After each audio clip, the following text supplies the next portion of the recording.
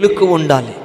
క్రైస్తవుడు తినే మత్తులో ఉండకూడదు, తాగే మత్తులో ఉండకూడదు, నిద్రపోయే మత్తులో ఉండకూడదు. క్రైస్తవుడు ప్రేమ అనే మత్తులో క్రైస్తవులు ఉండకూడదు, శరీర మత్తులో ఉండకూడదు.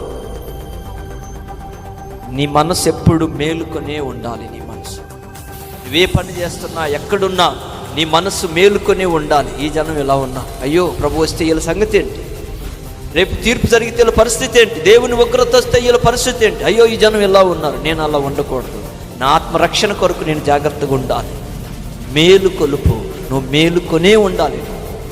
అందరు ఎలా ఉన్నారో నువ్వు అలా ఉండడానికి ప్రయత్నం చేయొద్దు. నేను మీకు చాలామంది చెప్తున్నాను, ఒక్క ఆదివారం చర్చికి వచ్చే రోజు ఒక్కళ్ళు మీరు సరిగా టయానికి రాలేకపోతున్నారు.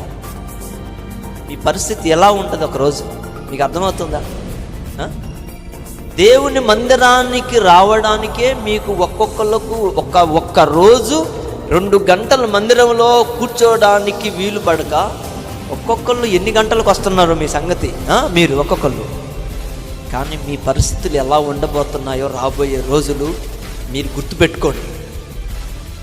మీ ఆలస్యము మీకు ఎంత ప్రమాదం తెచ్చిపెట్టిద్దో మీ విశ్వాసానికి మీకు అర్థమవుద్ది ఒకరోజు. మీకు ఇప్పుడు అర్థం కాదు, మీ ఆలస్యం ఒకరోజు మీకు అర్థమవుతుంది. ఇప్పుడు